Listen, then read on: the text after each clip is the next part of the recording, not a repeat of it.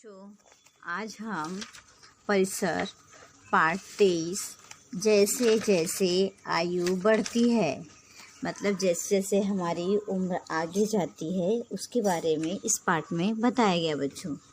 तो देखो, मैं आपको दिखाती हूँ इस चित्र में क्या दिख रहा है। देखो, इस चित्र में बच्चे की माँ का वेश कौन सा है, कौन सा कलर पहना है साड़ी उसने, बहन का वेश कैसा है, दादाजी के शरीर पर किस रंग की कमीज है और पिताजी ने किस रंग की कमीज पहन रखी है।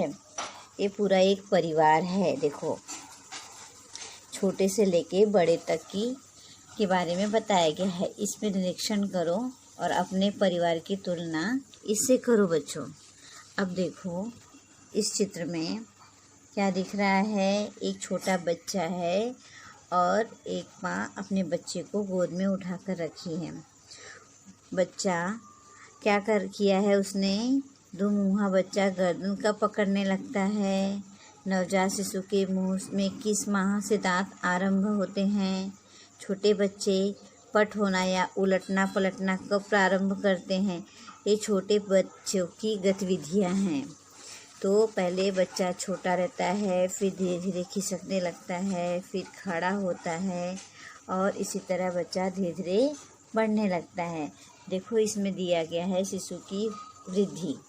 घर में ये अत्यंत नन्हा सा बच्चा जन्म लेता है, पूरा घर आनंदमय हो जाता है। माँ उस नन्हे से शिशु का ममता से ध्यान रखती है, बहुत प्यार से शिशु को प्रतिदिन नहलाती है, भूख लगते ही उसे दूध पिलाती है और लोरियां गाकर उसे सुलाती है। शिशु मतलब बच्चा जो है धीरे धीरे बढ़ता है, उसकी ऊंचाई भी बढ़ती है और उसका वजन भी बढ़ता है बच्चों। देखो, इस चित्र में दिखाया गया है, पहले बच्चा पालने में होता है, फिर नीचे खिसकने लगता है, फिर ऐसे बोलते हैं ना, घुटने के बल चलना चालू करता है, फिर धीरे धीरे पकड़ कर चालू करता है और फिर स्कूल जाने के लिए तैयार हो जाता है बच्चा। अब इसमें देखो दिखाया गया है, एक लड़की साइकिल चला रही है और लड़का क्या कर रहा है, बैडमिंटन खेल रहा है और दूसरे में एक आदमी फ़ोन पर बातें कर रहा है। बच्चा पहले माँ को पहचानना सीखता है, इसके बाद वह घर के अन्य लोगों को पहचानने लगता है। धीरे धीरे एक एक करके बच्चे की समझ भी बढ़ती जाती है। माँ बच्चे को दूध भात के साथ कुछ अन्य आहार भी देने लगती है। धीरे धीरे वह बोलना भी सीखता है। लड़का हो या लड़की, वृद्धि होते समय प्रकृति दोनों में किसी प्रकार का भेदभाव नहीं करती है। कुछ और बड़ा होने पर वह शिशु नहीं रह जाता, वह छोटे बच्चे से वह एक किशोर हो जाता है, मतलब थोड़ा बोलते ना बालक हो जाता है। छोटी बच्ची किशोरी होती है। आयु के 6ठे वर्ष में बच्चे पाठशाला जाने लगते हैं। आयु के 18वें वर्ष तक युवक युवतियों की ऊंचाई बढ़ती है। आयु के 40वें वर्ष तक मनुष्य का स्वास्थ्य अच्छा रहता है, उत्तम बना रहता है। बढ़ोतरी ऊंचाई बढ़ती जाती है, ऊंचाई बढ़ने पर भी उसका वजन भी बढ़ता रहता है। अच्छी आदतों, अच्छे आहार के कारण स्वास्थ्य उत्तम बने रहने में सहायता मिलती है और नियमित व्यायाम करे तो उसका लाभ होता है। 40 वर्ष के बाद समयानुसार शरीर में परिवर्तन प्रारंभ हो जाते हैं। धीरे धीरे आँखों से अस्पष्ट, मतलब अच्छे से नहीं दिखता है और बाल भी हमारे सफ़ेद हो जाते हैं। देखो, ये दादाजी हैं, इनके बाल सफ़ेद हो चुके हैं। ये इनकी आयु बढ़ने के कारण शरीर की शक्ति भी धीरे धीरे कम होने लगती है। कानों से स्पष्ट सुनाई नहीं देता है। स्मरण शक्ति छिन्न हो जाती है, मतलब एकदम कम हो जाती है। अधिकांश लोगों के दांत गिरने लगते हैं, नींद कम आती है और उसे विभिन्न रोग हो सकते हैं। अंत में एक दिन उसकी मृत्यु हो जाती है।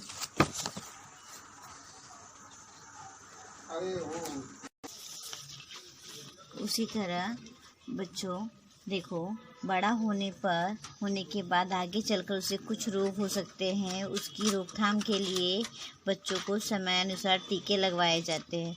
कौन सा टीका कब लगवाना है यह पूर्व निर्धारित होता है। प्रत्येक बच्चे को टीका लगवाना आवश्यक होता है। तो उसी तरह बच्चों देखो, जो पौधा होता है वो भी एक तरह का सजीव वनस्पति है। पौधा, एक ही आम के पेड़ के 3 चित्र देखो दिखाए गए हैं यहाँ इस पे।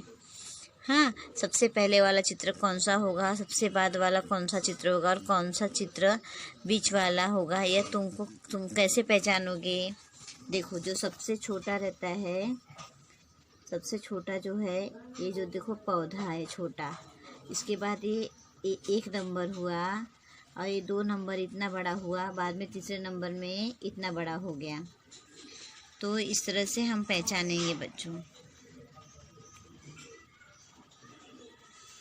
अभी इसमें देखो अंकुर निकला हुआ है। देखो, जो भी बीज बोया गया है उसमें पहले ये ज़मीन के अंदर गाड़ा जाता है, फिर उसमें से अंकुर निकलता है, फिर ऊपर उठ के वो प्रांकुर बनता है। प्रांकुर बना है, ये देखो ये अंकुर है, ये अंकुर है।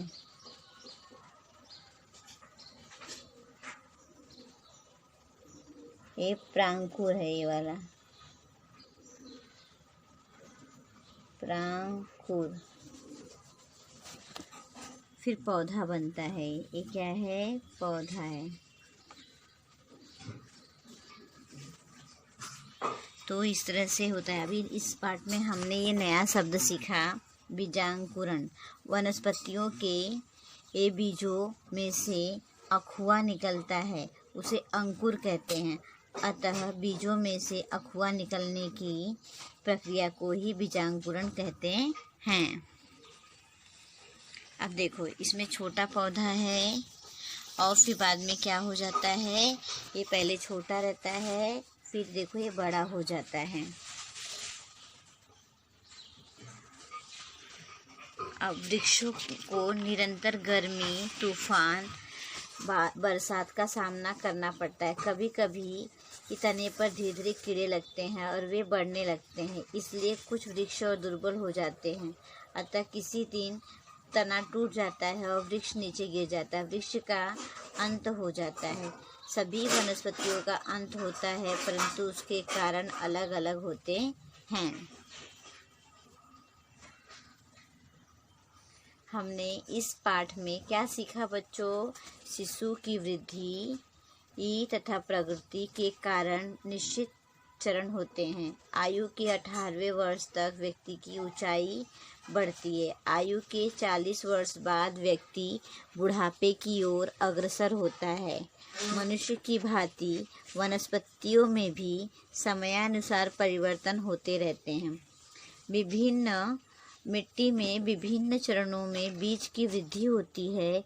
बीजांकुरण से लेकर वनस्पति की वृद्धि तक के विभिन्न चरण होते हैं।